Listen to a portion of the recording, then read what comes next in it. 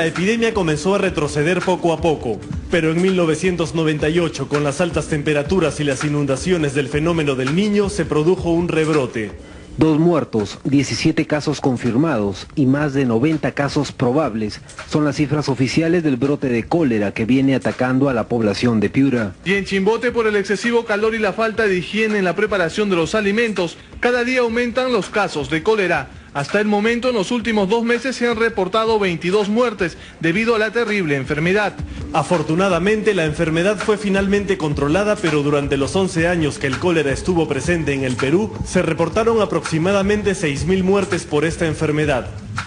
Desde el 2002 no se reporta un nuevo caso de cólera a nivel nacional. Sin embargo, la epidemia que se ha desatado en Haití ha puesto en alerta a todos los países del continente por el peligro de una eventual propagación de esta bacteria letal a otros países. Hasta ahora no sabemos si es que a partir de Haití pueda extenderse nuevamente a todo el continente, pero ya estamos tomando medidas para eso.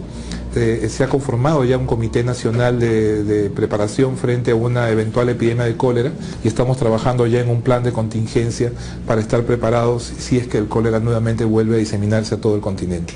Según Naciones Unidas, existen en Haití 200.000 personas en riesgo de contraer el cólera ante una posible expansión del brote que ya causó unas 800 muertes.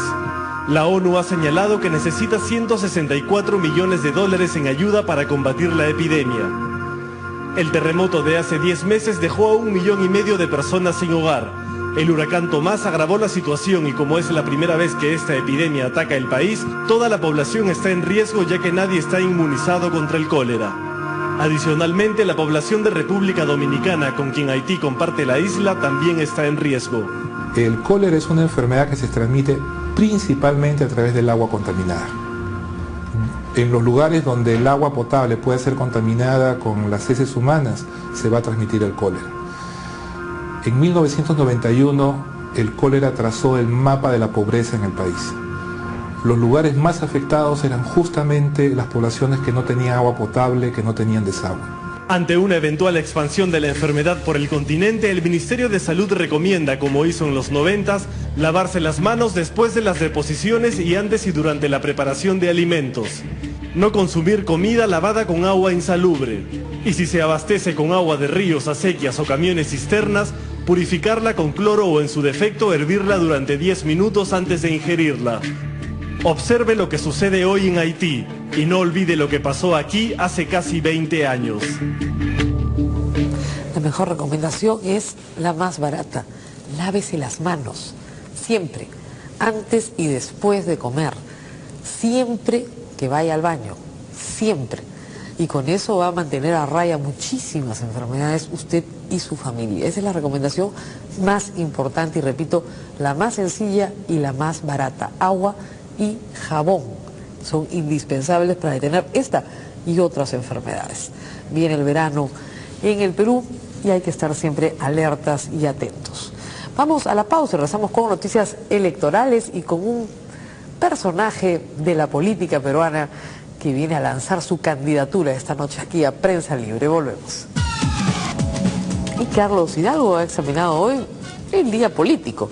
Una encuesta que ha causado controversia, de la que se va a hablar en la nota, un expresidente que se lanza nuevamente como candidato y le llueve de todo, su defensa, por cierto, y las alianzas que todavía no se definen si es que se darán o no.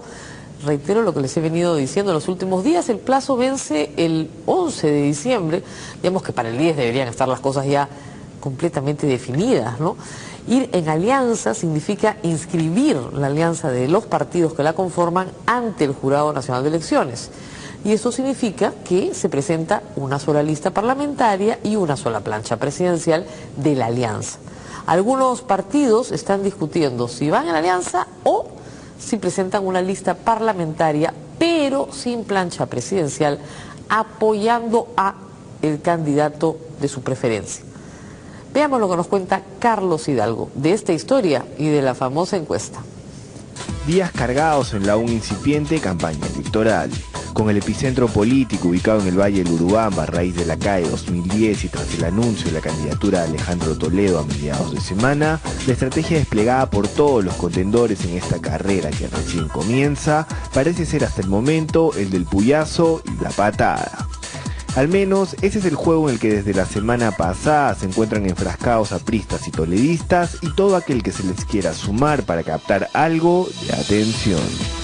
No va a ser un peligro, no lo es. En realidad, Alejandro Toledo, creo que cuando la campaña electoral empiece a seguir avanzando y a madurar, y la gente recuerde todas las irregularidades, los delitos, las corruptelas de su gobierno, seguirá cayendo. Yo creo que él es un bluff, está levantado artificialmente.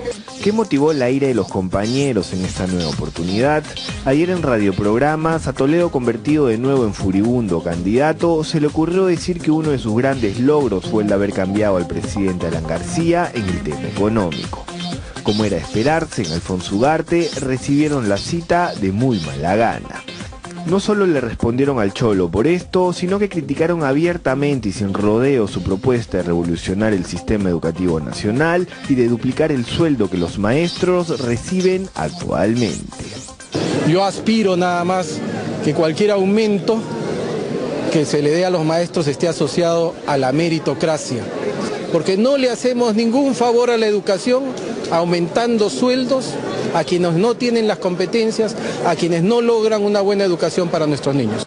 Bueno, ¿qué cosa hizo él por la educación? Él estuvo 5 años antes que nuestro gobierno y los colegios que recibió que vienen de la década del 50 los dejó igualitos y peores.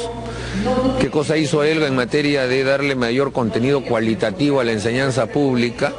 Si simplemente lo que hizo fue dejar que el SUTEP le hiciera paro año tras año y no tuvo ninguna capacidad de poder enfrentar eso. Como se quiera, y ya cuando la cosa no pasaba de la anécdota, hoy Diario 16 publicó en portada una supuesta desavenencia producida en Palacio de Gobierno a raíz de la aparición de una encuesta Bamba, supuestamente fabricada por el APRA y en donde Mercedes Arauz ocupa el tercer lugar de las preferencias con un saludable 11%.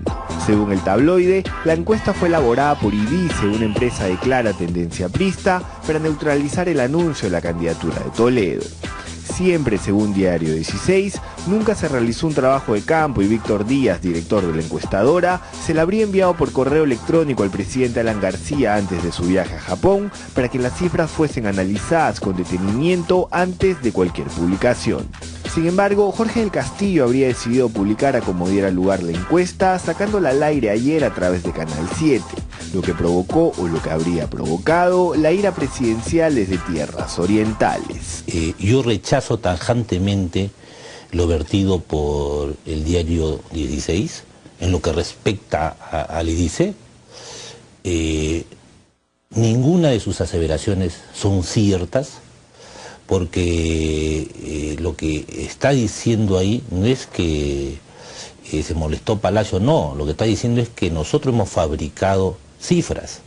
Vamos ahora, amigos, con la reciente y última encuesta de IDICE. Y dice que a 10 días de lanzamiento de la candidata presidencial del APRA para los comicios del año 2011, Mercedes Arauz, se ha ubicado en el tercer lugar con el 11%, según la encuesta elaborada por IDICE. Era una encuesta flash para saber y monitorear cómo estaba la intención de voto presidencial, qué impacto había tenido Meche Arauz. Esta encuesta se ha entregado y el APRA decide hacerla pública el día miércoles.